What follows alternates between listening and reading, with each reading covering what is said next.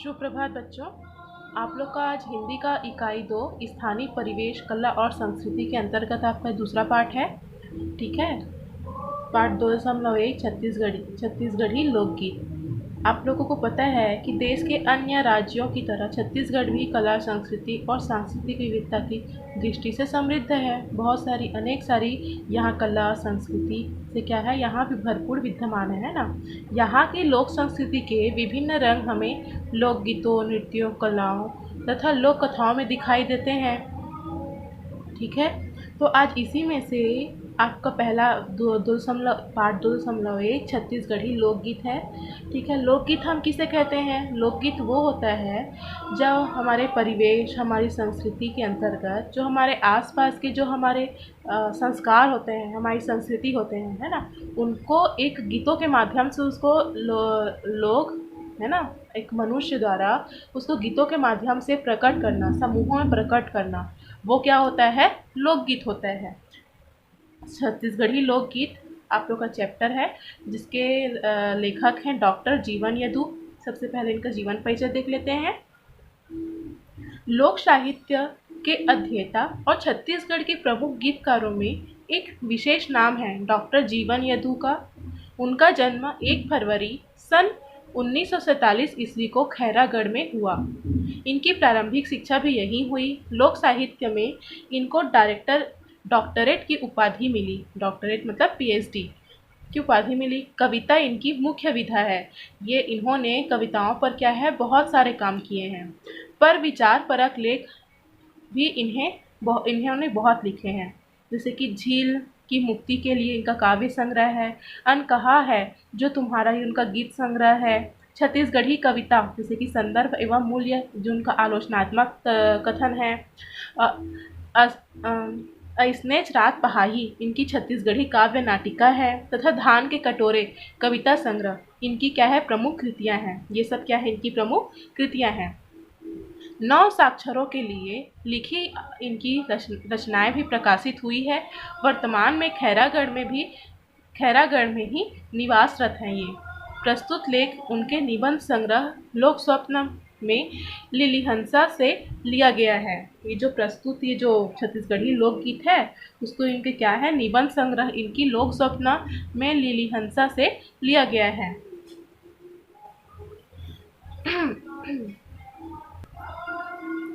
लोकगीत, लोक कथाएं, लोक कलाएं किसी भी क्षेत्र की लोक संस्कृति के परिचायक होते हैं।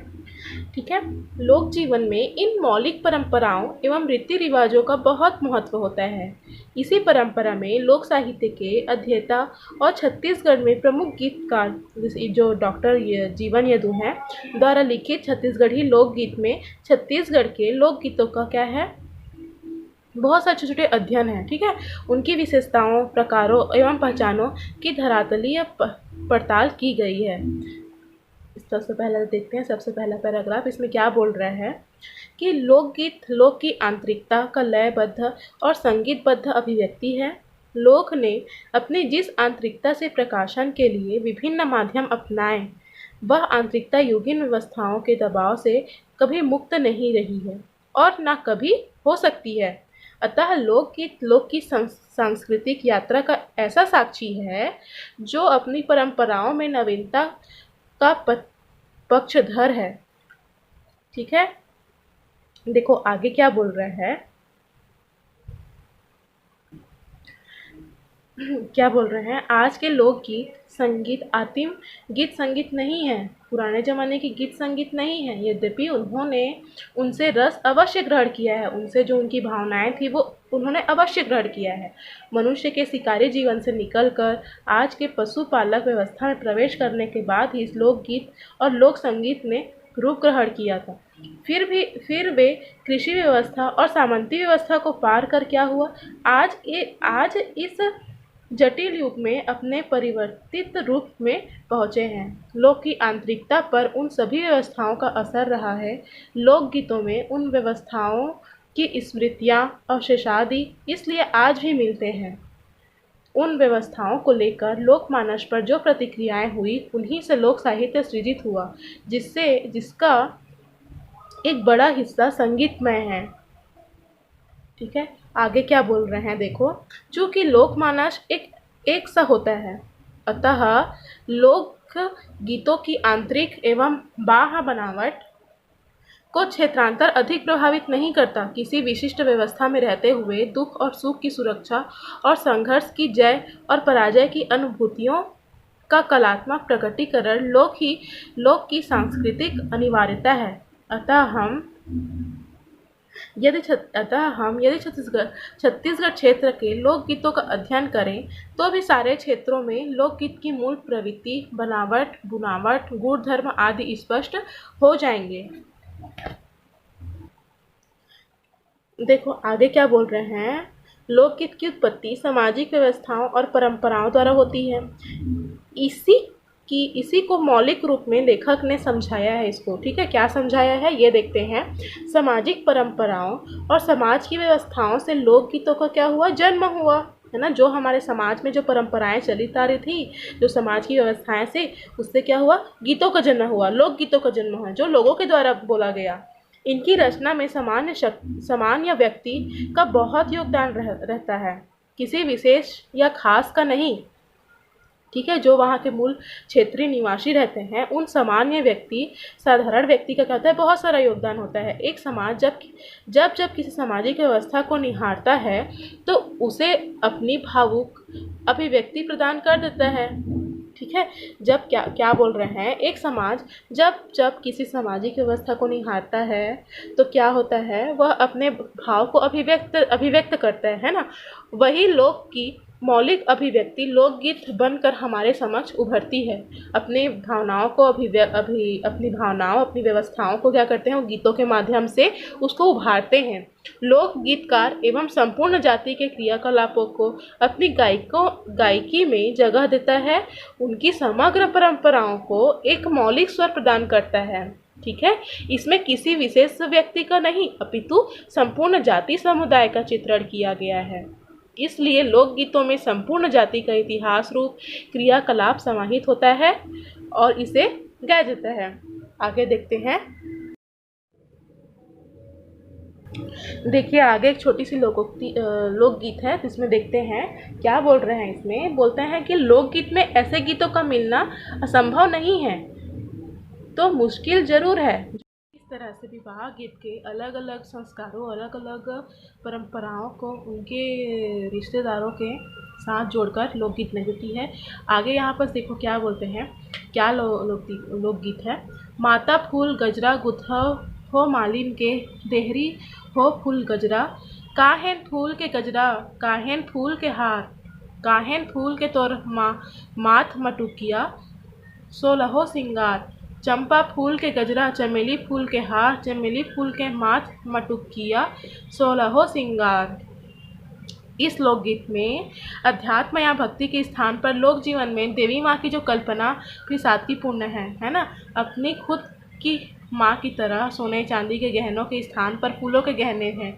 जो लोक को सुलभ है वही लोक का सत्य है। लोक की सादगी ही लोक का ऐश्वर्य है। एक व्यक्ति के अभिव्यक्ति में ऐश्वर्य का रूप इससे अलग होता है। वह अभिव्यक्ति सहज संप्रेषण नहीं होती है। समूह की मानसिकता पर आधारित होने के कारण गीतों के जीवन के व्यवहारों का सामान्यीकरण हो जाता है। अतः हर आदमी के हृदय को गीत के लय और शब्द छू सके। अध्यात्म से भी जोड़ा गया है लोकगीतों को, जिसमें देवी माँ के उनके 16 श्रृंगार का यहाँ पर वर्णन किया गया है। आगे देखते हैं। देखो आगे यहाँ पर क्या बोल रहे हैं कि लोकगीतों में कई गीत ऐसे हैं जिनको सुनकर श्रोता के मन में चित्र उपस्थित हो जाता है। जैसे गीत में खेत खलिहान का वर्णन हो तो श्रोता की स्मृति में खेत खलिहान का बिंब बनकर उभरने लगता है। इसी प्रकार के लोकगीतों में श्रोता अपनी आंखों के सामने दृश्य की प्रतिकृति पाता है। उसके समक्ष गीतों में वर्णित दृश्य उपस्थित हो जाता है और श्रोता को प्रतीत होता है। ठीक है, यहाँ पर देखो क्या बोल रहे हैं। रानी के नेता कीचक पावे जी, एक इसको छत्तीसगढ़ी जो हमारा बहुत ही प्रसिद्ध पांडवानी है, उनके पंक्तियों से लिया गया है इसे। ठीक है, उसको उदाहरण के तौर पर यहाँ पर बता रहे हैं लोकगीत में। रानी के नेता कीचक पावे जी, साजे श्रृंगार राजा चलत हावे ना, माथे मा मुकुट राजा बांधत पावे हावे जी, काने मा कुंडल राजा परिहत हावे जी, गले माँ गजमुक्ता के हार सोहे जी। ठीक है, ये देखो इस पांडवानी लोकगीत के माध्यम से यह बात और स्पष्ट की जा सकती है कि जिसमें महाभारत का पात्र कीचक विराट राजा महाबाहु का साला और राज्य का सेनापति सज धज कर जब द्रौपदी जो उनको जब अज्ञातवास हुआ था 1 साल का, ठीक है, तब उसमें इन लोगों ने अलग अलग ये पांडव और द्रौपदी मिलकर क्या किए गए थे, इन लोगों ने अलग अलग अपने रूप धारण किए थे। ठीक है, जिसमें द्रौपदी सिनेंद्री के कक्ष में सिनेंद्री जो सिनेंद्री बन रहती है वह कक्ष में प्रवेशित होता है। उसके अलौकिक श्रृंगार का वर्णन यहाँ पर किया गया है। माथे पर मुकुट, कानों में कुंडल और गले में सुंदर मोतियों का हार शोभा पा रहा है। यह पांडवानी एक महाभारत का ही एक अंश है, जिन्हें मतलब महाभारत को ही हमारे छत्तीसगढ़ में पांडवानी के माध्यम से उसको अभिव्यक्त करते हैं, उसकी भावनाओं को अभिव्यक्त करते हैं। अभी आप लोगों ने देखा होगा इस लॉकडाउन में महाभारत, श्री कृष्णा, रामायण जैसे अनेक सारे सीरियल चल रहे थे। इसमें इस कीचक विराट राजा महाबाहु का साला और द्रौपदी के इस 16 श्रृंगार के आपस वर्णन किया गया है। ठीक है, आगे देखो क्या बोल रहे हैं। लुहंगी सांप सलगनी, हाथी हदबद गदहा गदबद, घोड़ा सरपट पैदल रटपट, सेना करी पयान। ठीक है, यहाँ पर चूंकि लोक प्रकृति मुक्ति की हामीदार है, मोक्ष की नहीं, अतः लोक साहित्य में आए चमत्कारी देवता लोक को भौतिक सुविधा प्रदान करने वाले लगते हैं। ठीक है, गोपालक जातियाँ बाग गीत गाती है। कैसे गीत गाती है देखो। पहली धरती और पृथ्वी, दूसर बंदव अहिरान, तीसर बंदव गाय भैंसा ला काटे चोला के अपराध, चौथे बंदव नोई कसेली, रावत के करी प्रतिपाल, पंचहे बंदव अहिर पिलौना, जन्मे हैं गोपी गुआल। यहाँ पर इसका भावार्थ क्या बोल रहे हैं ये देखो।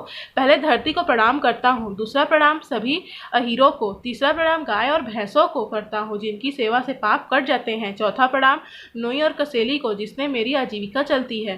ठीक है, पांचवें यादव कुल को प्रणाम करता हूँ जिसमें श्री कृष्ण और गोपी ग्वाल का जन्म हुआ। इस तरह से हमारी परंपरा, संस्कृति और जो भी हमारे आसपास में जो काव्य महाकाव्य हैं उनको लेते हुए क्या कर रहे हैं, हमारी संस्कृति लेते हुए लोगों के द्वारा बनाया गया एक गीत हो गया जिसे लोकगीत कहते हैं। इसी प्रकार बहुत सारे यहाँ पर लोकगीत का यहाँ पर उदाहरण के माध्यम से आप लोग को समझाया गया है।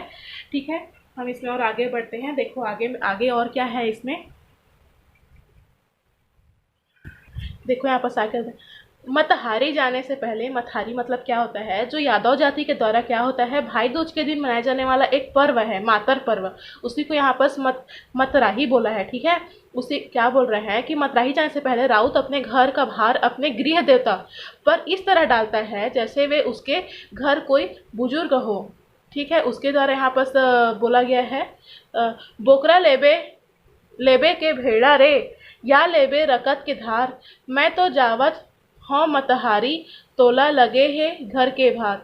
यहाँ पर देखो इसका अर्थ क्या बोल रहे हैं कि हे गृह देवता, तुम चढ़ावे के रूप में चाहे तो बकरा ले लो या चाहे तो भेड़ ले लो या मेरे रक्त की धार ही ले लो,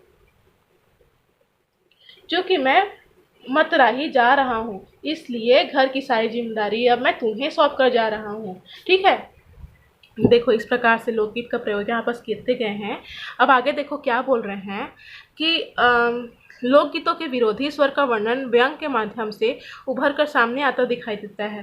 ठीक है, प्राचीन काल में जमींदार प्रथा के विरुद्ध एक विरोधी के स्तर का सुंदर यहाँ पर चित्रण किया गया है, जहाँ मंडई के समय ठाकुर और ठकुराइन की वेशभूषा का वर्णन भी किया गया है। बेचारे गाय और बछड़े के सींग में तो माटी शोभा पा रही है, ये वाला सब इनसे बताया गया है। ठीक है, देखो क्या बोल रहे हैं। गाय बैला के सींग में मैं हाँ देखा माटी, ठाकुर पहिरे सोना चांदी, ठकुरान पहिरे घाटी। इस तरह एक दोहे का उदाहरण और लिया जा सकता है, जैसे मालिक लिए दिए तैसे देवो आशीष। ठीक है, यहाँ पर क्या बोल रहा है कि जैसे बेचारे गाय और बछड़े के सींग में तो माटी शोभा पा रही है, लेकिन ठाकुर सोना चांदी में लदे हुए और एवं ठाकुराइन ने तो घंटी जैसी अनेक भारी आभूषण पहनकर श्रृंगार रखा हो। ठीक है, यहाँ पर यही कहा जा रहा है।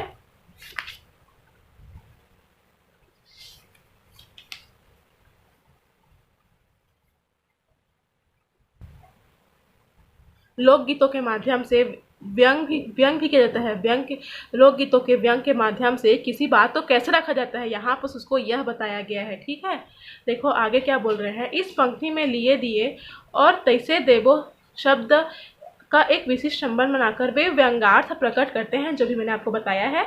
यदि ठीक ठाक लिया दिया गया होगा तभी हृदय से आशीर्वाद मिल सकता है, वरना नहीं। ठीक है, आगे देखो क्या बोलते हैं। लोक साहित्य अपने परिवर्तन में भी विकास पाता है, वह इतिहास का हम कदम होता है। लोकगीतकार जब अपने युग बोध को स्वर देता है, तब देखो यहाँ पर क्या बोलते हैं। पीपर के पान लहर हैया, अंग्रेजवा के राज कलर कैया, या देखो यहाँ पर नरवा के तीर ह दिखत है हरियर, टोपी वाला नहीं दिखे बंदे ह नरियर। इन पंक्ति में देखो, लोक साहित्य अपने परिवर्तन में ही विकास पाता है, वही इतिहास का हर कदम होता है।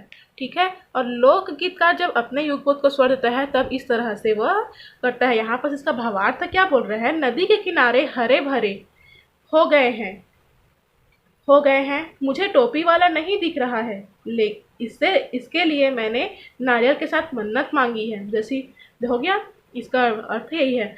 इन जैसी रचनाएं लोक जीवन को आंदोलित करने लगती है। नाचा गम्मतों में लोक गायक ज्वलंत समस्याओं को लेकर जीवंत अभिव्यक्ति देते हैं। इस तरह छत्तीसगढ़ी लोकगीतों के माध्यम से हम यहाँ के समग्र लोक जीवन और लोक संस्कृति को समझ सकते हैं। ठीक है, धन्यवाद।